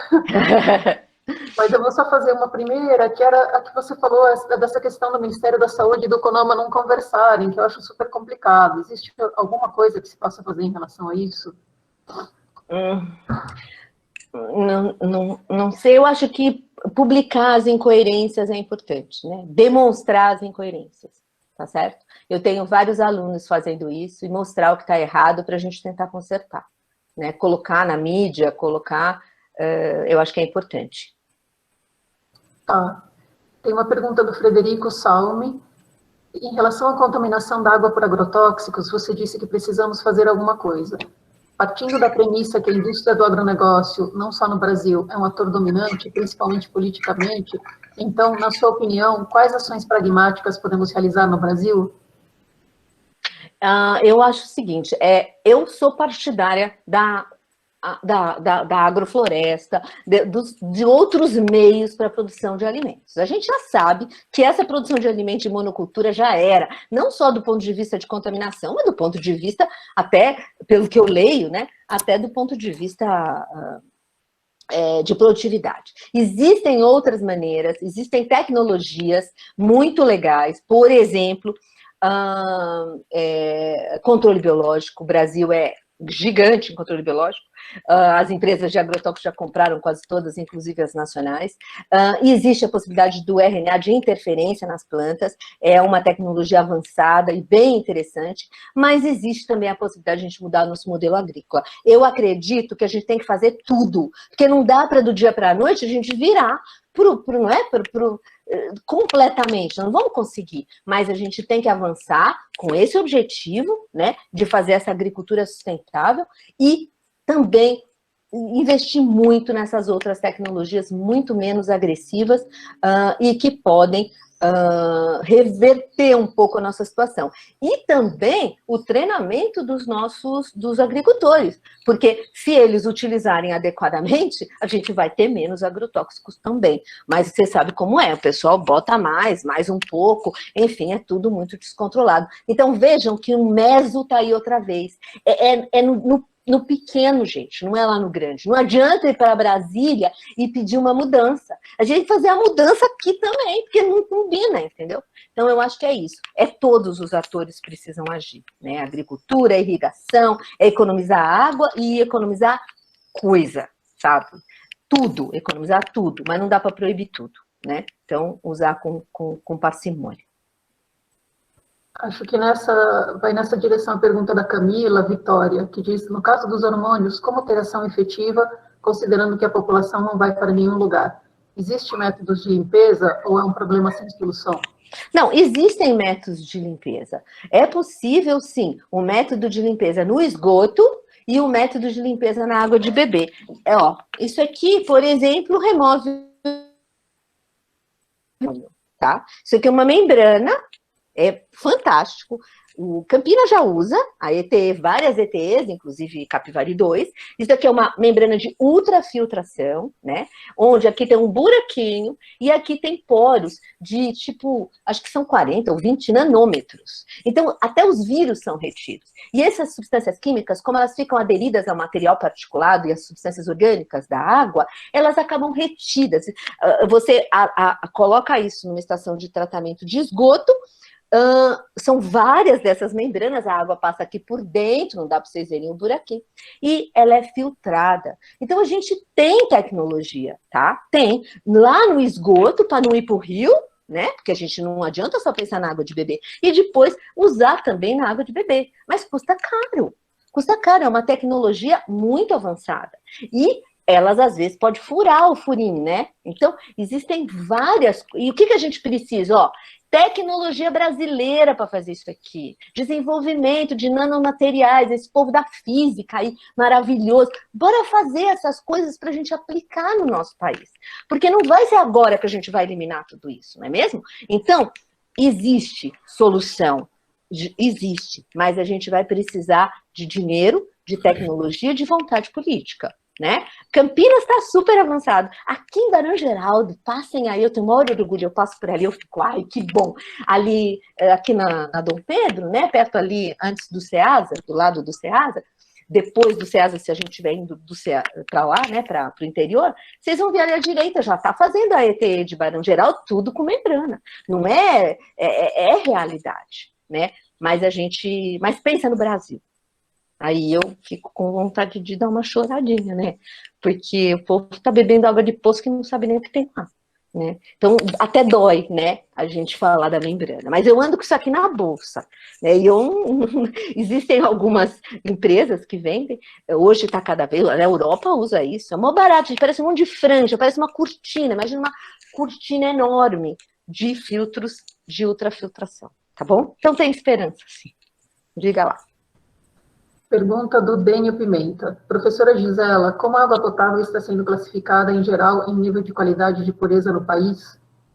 Então, foi aquilo que eu falei para você. É difícil saber a qualidade da água, mas, no geral, os tratamentos removem, a cloração consegue remover várias substâncias químicas, né? Oxidação. Então, a água onde tem uma estação de tratamento, né? Uma concessionária de tratamento, ela funciona bem, né? Não super avançadamente, mas não é um horror. Agora, a minha preocupação no Brasil são os poços, né? E locais que não têm estação de tratamento, né? Ou tem estações de tratamento que funcionam muito mal. Tá certo? Então, a água no Brasil é difícil avaliar. A água de Campinas é uma água que eu posso considerar bastante bem cuidada. Apesar da gente fazer reuso, o campineiro bebe água de reuso sem querer, né? Um reuso que a gente fala não intencional, porque a gente trata a água do Rio Atibaia, né? Que recebe o Rio Pinheiro, que vem lá de Atibaia, de Itatiba, etc. Então, eu acho até que a Sanasa faz um grande trabalho para potabilizar essa água. Podia ser melhor? Podia ser ainda melhor. Né? Eu não sei, ó, o Vitor quer saber onde compra, eu sei que a GE é uma fabricante, tá? Mas vocês colocam aí no Google que vai aparecer membranas de ultrafiltração, inclusive tem membranas que dessalinizam a água, tem vários modelos, já é uma tecnologia bem, até relativamente antiga, tá bom? Diga lá, mais perguntas, Gabriela. Tem uma pergunta da Larissa, perguntando dos hormônios, se a presença dos hormônios na água se dá por conta do descarte incorreto de remédios. Também, mas é muito pouco. É muito mais pela urina, tá? Porque pensa, né? A gente não joga fora o remédio, a gente joga fora só o que sobra. O que não sobra entra no teu corpo e do teu corpo sai pela urina. Então, infelizmente, para os medicamentos, apesar de ser super importante o descarte correto de medicamentos, a maioria vem do uso dos medicamentos mesmo, em si, né? Vocês não imaginam o que é uma urina, por exemplo, de uma pessoa que está fazendo uma quimioterapia, por exemplo. Né? Precisaria a gente recolher essa urina separadamente, porque são compostos altamente mutagênicos que são utilizados, né? Então, veja que situação, é até dolorido falar isso, não é? Mas é uma realidade, a gente está conectado com o meio ambiente de todas as maneiras. Pergunta do Juliano Costa. Professora, e quanto à mineração? Quais os impactos do projeto Carajás, por exemplo, para o aquífero do Alter do Chão? Nem me fala. Mineração é um assunto, você falou, já me, sabe, subiu aqui, eu e o meu problema de estômago, né? Gente, é um absurdo. Não é possível a gente ter mineração ainda nesse país e muito mais aumentar a mineração. Não vai rolar, não dá certo, gente. A hora que a gente está... E se a gente vai falando de mineração de ouro, falando de mercúrio e de outras minerações, para mim, assim, não tem como aceitar, né? Vai ter impacto? Óbvio que vai ter impacto. Né? E o que é mais cruel, na minha opinião, é que, por exemplo, no caso da mineração, onde se usa mercúrio, o mercúrio vai para a atmosfera, vai afetar diretamente as pessoas que estão ali, as crianças, as famílias, diretamente, e depois vai para a cadeia trófica e volta nos nossos alimentos, nos peixes, né, na forma de metilmercúrio. Então, não é possível que a gente continue, não é possível, tá? Hoje, para muitos lugares, já não existe, por exemplo, nos Estados Unidos, em algumas regiões, já tem lá uma lei que diz assim, ó, mulher grávida só pode comer peixe uma vez cada semana, ou uma vez cada 15 dias. Por quê? Porque nem tem mais peixe que já tenha concentrações seguras. Então, eu acho assim, mineração, na minha opinião, mineração é não. Não há como a gente ter mais mineração. Tá? É, exatamente, o efeito cumulativo do mercúrio é um absurdo e transborda as nossas fronteiras, né? Então, é horrível, sabe? Eu lembro naquela época que estavam querendo dobrar, não é, a mineração. Gente, fiz até podcast. Aquilo embrulha o estômago de qualquer pessoa, ainda mais uma pessoa toxicologista. E aí ainda tem um aluno que morre de intoxicado de mercúrio em 2021. Né? Sem falar em arsênio, Marina está aí, sabe todos os problemas do arsênio que existem, naturais. Veja, a gente tem problemas, inclusive, que enfrentar de fontes de arsênio naturais. Na Argentina e no Brasil, que a gente não conhece bem, temos vários locais com anomalias, né? Não anomalias, mas geologicamente, regiões com muito arsênio, e as águas são naturalmente não potáveis. Naturalmente não podem ser usadas para consumo humano, e não há como a gente levar tratamento lá para o meio dos campos, etc. Não tem como hoje fazer isso em termos financeiros. Então, metais, para mim, não dá mais para aceitar, a gente já sabe muito para continuar aceitando isso. Pergunta do Rivaldo Silva. Professora, parabéns. Toda essa problemática é pior na região litorânea, em comparação com as regiões interiores, em função do lençol freático superficial, ou não há estudos em muitas regiões interiores que permita comparar? Eu não sei se eu consigo comparar. Na verdade, as regiões que são ricas em água subterrânea, especificamente, e a gente usa como recurso hídrico, são regiões onde os aquíferos os poços são profundos, né, como na região toda de Ribeirão Preto, etc. Em geral, no litoral, a gente tem poços muito rasos, né, e a água subterrânea, em geral, não é um recurso, por exemplo, em São Paulo. Mas, quando a gente pensa no Rio Grande do Norte, né, existem problemas seríssimos, inclusive da intrusão da cunha salina, né, nos aquíferos, contaminação. No Rio Grande do Norte, eles têm nitrato, que é contaminante. Aliás, toda vez que vocês forem comprar uma água, olha quanto de nitrato tem. Se tiver muito nitrato, não compra. Por quê? Porque nitrato vem de quê? Ou do esgoto doméstico, ou da agricultura. Então, junto com o nitrato, vem tudo que a gente usa, né, tanto na agricultura quanto no esgoto. Então, existem problemas muito sérios de abastecimento, por exemplo, no Rio Grande do Norte, até onde eu sei, e falta de água, etc, etc. Né? Mas não dá para generalizar, como você falou, porque vai depender muito do tipo de aquífero. Né? O estado de São Paulo, por exemplo, toda a metade do estado, 50% do estado utiliza a água subterrânea, mas é na região oeste, né, Ribeirão Preto, toda aquela região usa água subterrânea, né, e sem esquecer o natural, por exemplo, em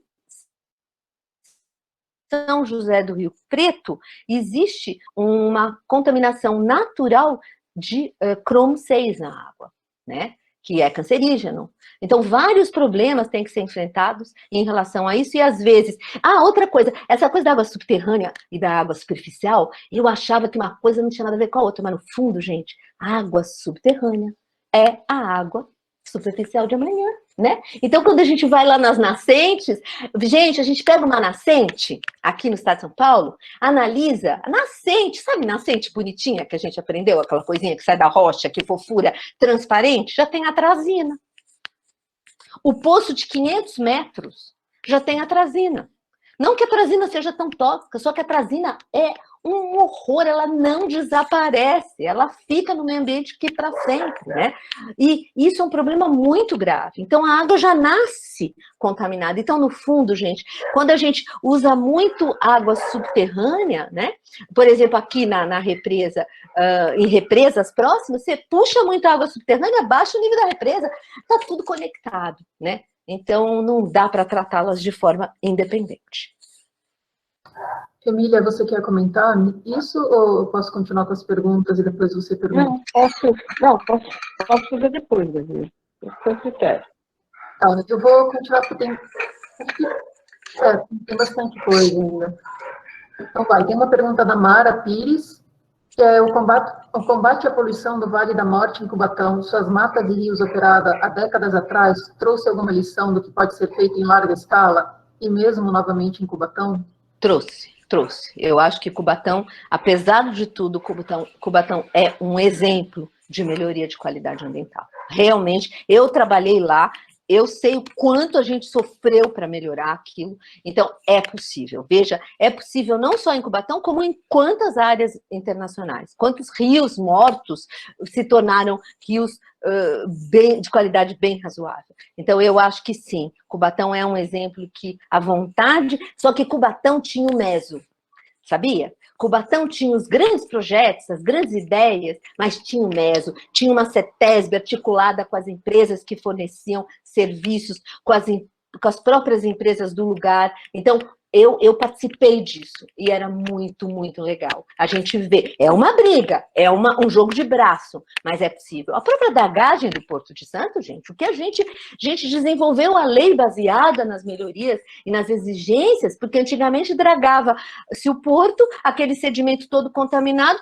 a draga já ia jogando assim ao longo do mar, né? Hoje não, as coisas estão todas organizadas, nós temos lei, nós temos muita coisa evoluiu. Muita coisa, a ponto até da gente ter uma lei de dragagem, né? Com necessidades, exigências de remediação, etc. Então, eu concordo plenamente que isso é, sim, pode ser uma inspiração.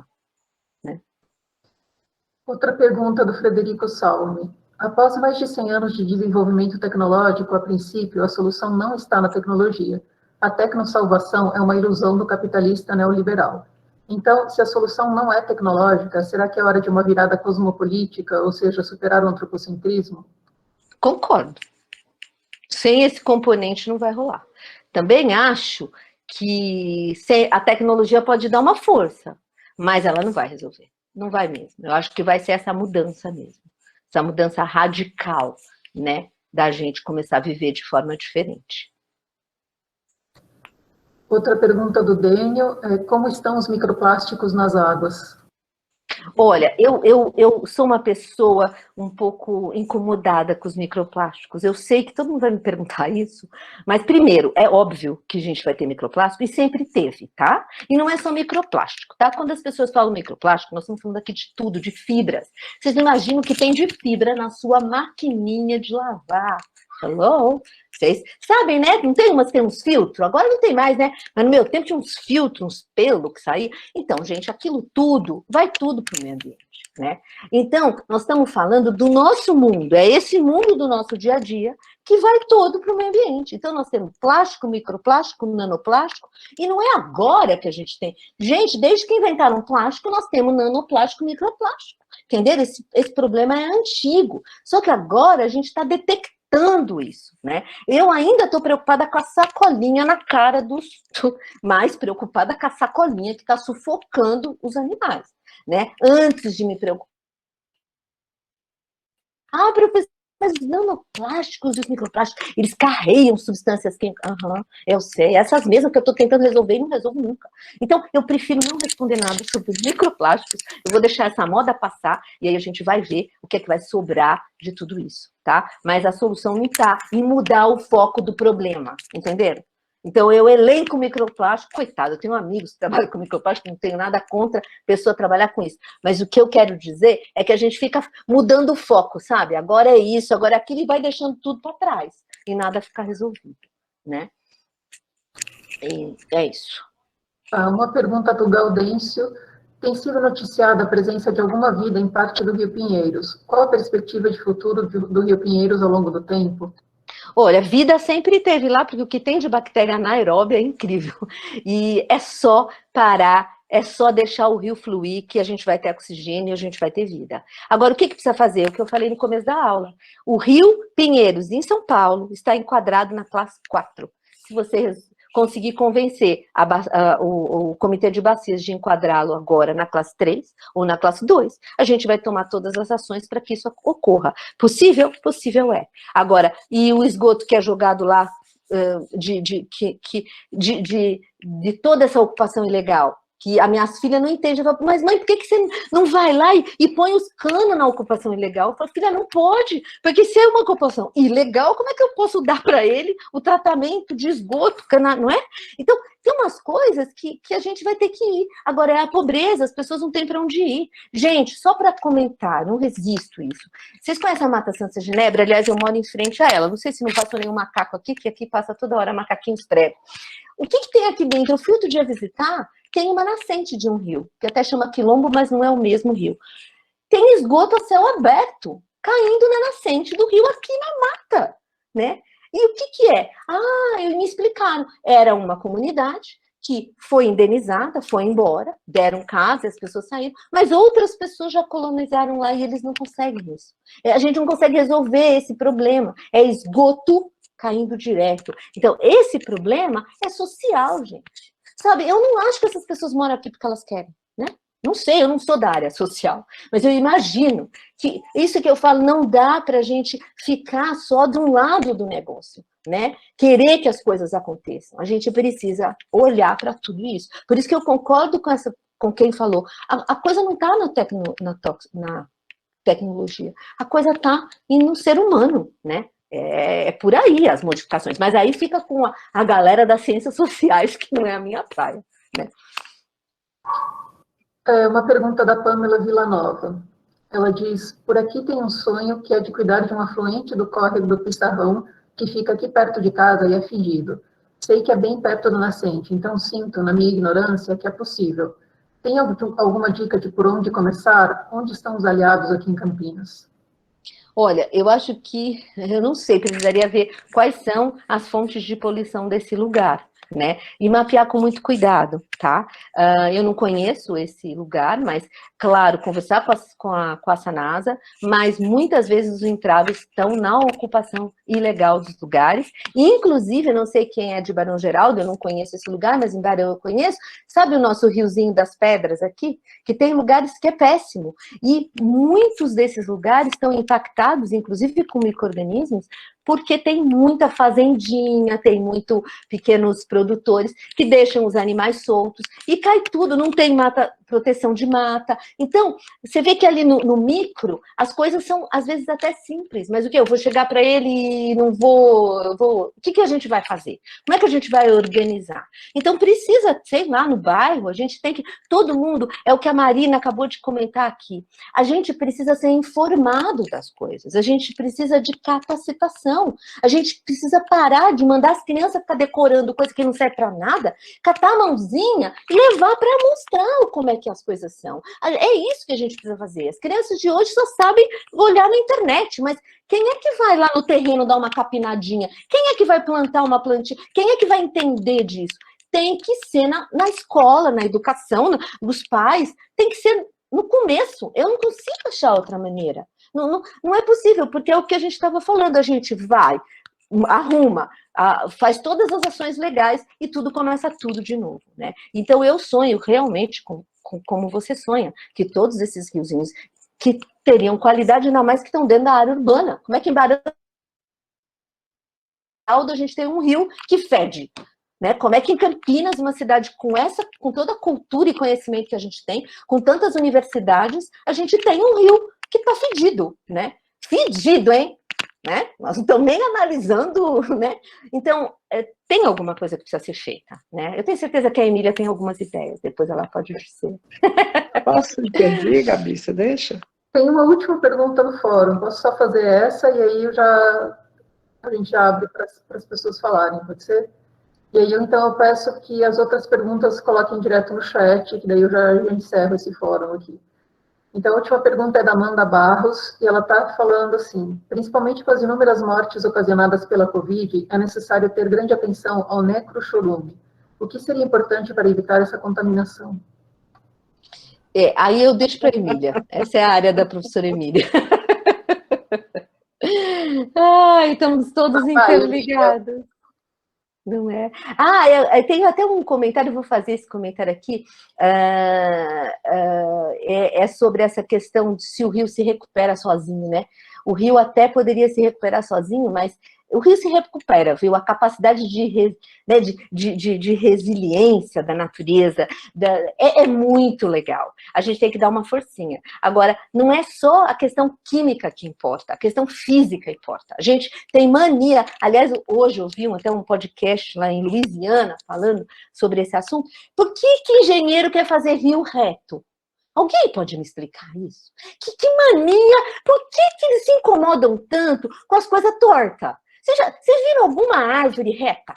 Gente, se a árvore é assim, porque ela deve estar otimizando a maneira dela de fazer clorofila. Mas se alguém, um engenheiro, for fazer uma árvore, vai fazer reta. O rio, lá em São Paulo, é tudo reto, tudo cheio de concreto para ficar limpinho. Não pode, gente, porque é isso que a gente estava falando. Por exemplo, se você tira as curvas do rio onde param os troncos, etc., é onde os peixinhos vão pôr ovo. Então, às vezes, não é tudo contaminação química, principalmente nessa questão desses acidentes horrorosos. Claro que houve uma contaminação química, mas, gente, o pior foi o físico. Né? É uma coisa avassaladora na cabeça de tudo quanto é organismo aquático. É uma quantidade enorme de sedimento, né? E tudo errado, né? Daquele maneira totalmente alterada. Então, eu concordo que a gente deixa o rio torto, pelo amor de Deus, vamos retornar. Na Europa, uma das ações de melhoria da qualidade da água foi isso, foi voltar o rio para aquilo que era antes. O Brasil é tão pouco documentado que acho que nem sabe-se como é que o rio era antes, a gente não consegue nem fazer isso muito direitinho. Né? Mas é isso, eu acredito muito na recuperação se a gente parar de fazer essa pressão. Né? Diga, fala, professora Emília. Eu e ela, a gente tem uma sincronia aí. Que traz para frente, eu acho, um pouco, né? Acho que assim, pensando da menina que perguntou sobre pissarrão, há alguns grupos sim preocupados com isso em Campinas. A gente fez um trabalho já sobre o pissarrão. Eu sempre trabalho, é um dos meus rios favoritos em Campinas, Rio Urbano, porque ele nasce e morre, ele é um rio campineiro, né? Ele e o Ribeirão das Anhumas são dois rios campineiros, nascem e morrem em Campinas, e a gente precisa cuidar deles. E Campinas tem um problema sério. São Paulo, a maioria dos pequenos córregos da cidade não tem nome. O que você não dá nome, não existe, né? Tipo assim, a Unicamp tem dois rios que não tem nome, então ninguém sabe que tem esses dois rios dentro da Unicamp, dois córregos, porque não existe, dentro da cidade Zeferino Vaz, estou dizendo. Né? Os Rios e Ruas, que é um projeto que o SESC São Paulo adotou, ele tem tentado nominar esses rios em Campinas e fazer com que, uma coisa que a gente tem conversado bastante, é que todo mundo mora em cima de uma bacia. Todo mundo pertence a uma bacia hidrográfica, né? A sua casa está sobre uma bacia. Você sabe qual é ela? Já seria bom se você adotasse a bacia onde você mora, né? Ou a bacia onde você trabalha. Né? Isso já faria alguma diferença. Tá? Eu acho que é uma coisa, quando você vai nas escolas, por exemplo, dos países como a Austrália, na Europa, nos Estados Unidos, mesmo no Canadá, as crianças de pequena, elas aprendem qual é a bacia que lhes pertence, por qual bacia elas passeiam, por quais rios elas passeiam. Aqui no Brasil, quando eu era pequena, lá, né, eu sou de Belo Horizonte, lá a gente fazia isso. Conhecia as bacias da cidade, a gente ia andar por elas, né? Mas isso foi um hábito que se perdeu na escola. Então, essa é uma coisa super importante, a gente fazer as pessoas adotarem o lugar onde mora, pode começar a fazer diferença. Né? Porque se você se apropria, você quer mudar isso. Alguém falou em autodepuração. eu gosto muito de lembrar a história da autodepuração, a famosa equação do Stripper-Phelps, né? São dois engenheiros hidráulicos, nós estamos aqui na Segunda Guerra Mundial, e o que eles fazem com essa equação? Qual é o tempo de um rio se depurar? Quanto tempo ele leva, né? Se eu jogar uma porcaria num rio, uma coisa qualquer, e essa porcaria, essa coisa qualquer, é orgânica, tá? Não é nada sintético. Quanto tempo para essa coisa ser absorvida por um rio que é uma coisa que é vivo? Então, se ele é vivo, ele vai se alimentando daquilo que cai nele, né? A equação diz isso na década de 40, onde as cidades estavam uma muito distante da outra na beira do rio. Agora que está tudo grudadinho, que a gente está com tudo quanto é urbano grudado, não adianta falar em autodepuração. Provavelmente a gente ainda consegue pensar em autodepuração no Rio Amazonas, né? Mas a gente no Rio Tapajós, mas eu duvido que na Bacia do Prata, né, principalmente a Bacia do Paraná, do Prata nem tanto, porque tem algumas áreas na Argentina que ainda é possível, porque a Argentina é pouco ocupada, mas no Rio Paraná é impossível. A gente não consegue mais pensar em autodepuração. Até no São Francisco já está difícil a gente pensar em autodepuração, né? Então, vamos eliminar essa história. A outra questão é de renaturalização, né? Vamos fazer os rios voltarem a ter direito a ter margem, a ter várzea, né? Vamos renaturalizá-lo. Vamos fazer com que as pessoas percebam que moram. Todas as cidades brasileiras, a origem delas, né? A urbanização brasileira, desde que os portugueses resolveram aqui invadir o país, desde que eles fizeram isso, todas as suas ocupações foram feitas próximas a rios. E, no entanto, nenhuma das cidades brasileiras vive de frente para esse rio, vive de frente para esse canal fluvial. Então, tem uma questão cultural, que aí não é uma questão que a gente vai resolver com toxicologia, não vai resolver com uma lei, não vai resolver com fiscalização.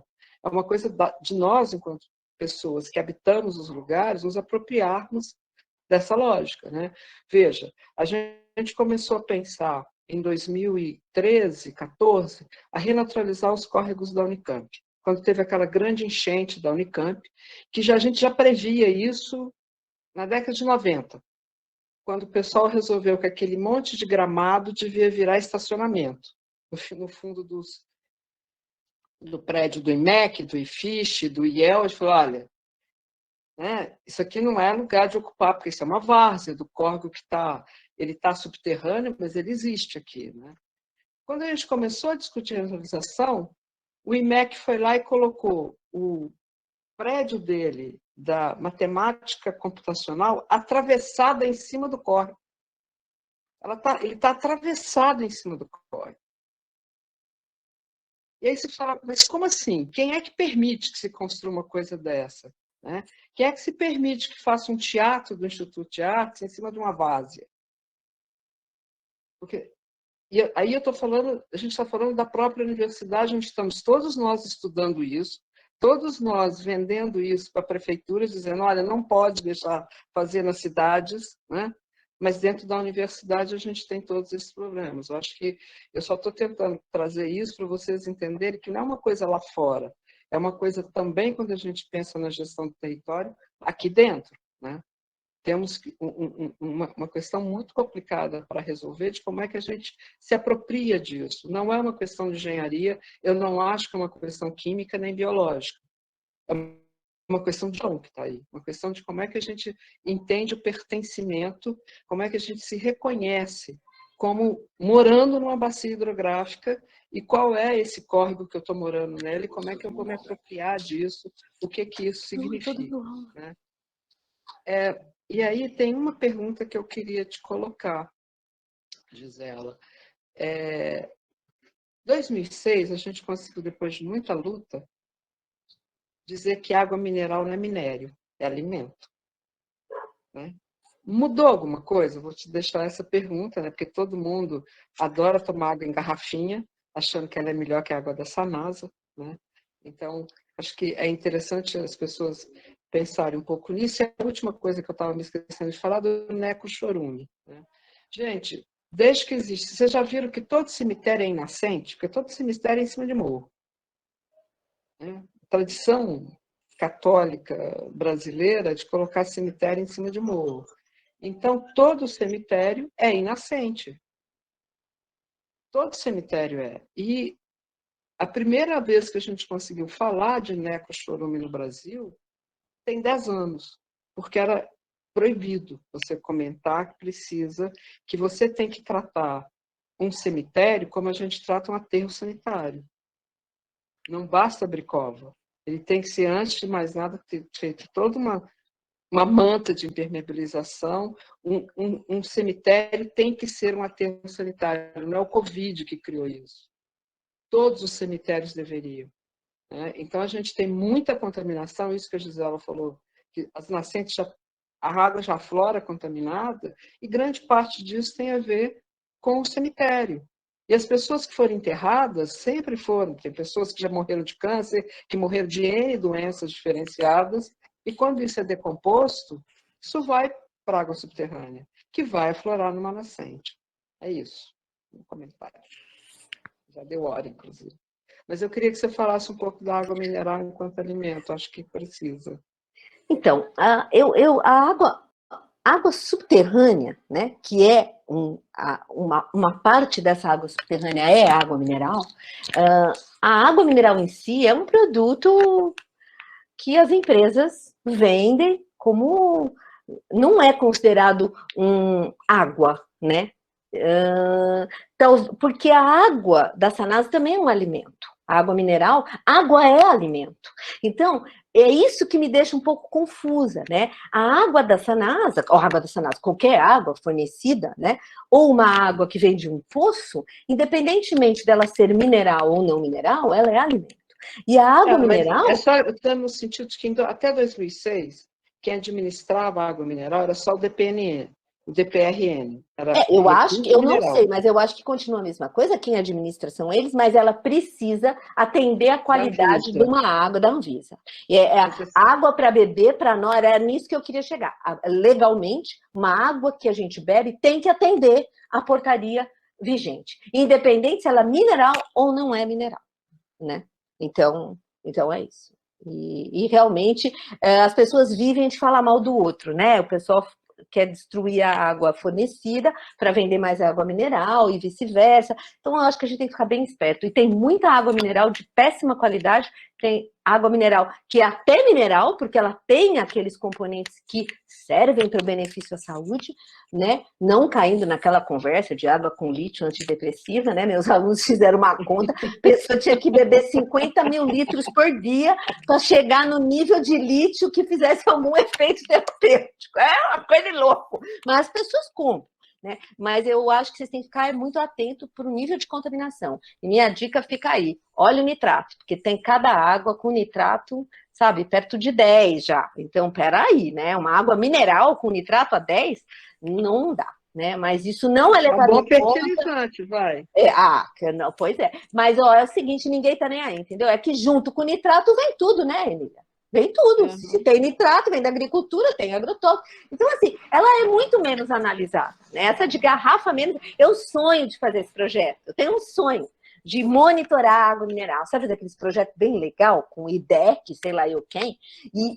Mas precisa de muito dinheiro. Isso aí precisa de muito recurso financeiro e não publica depois em grandes revistas, né?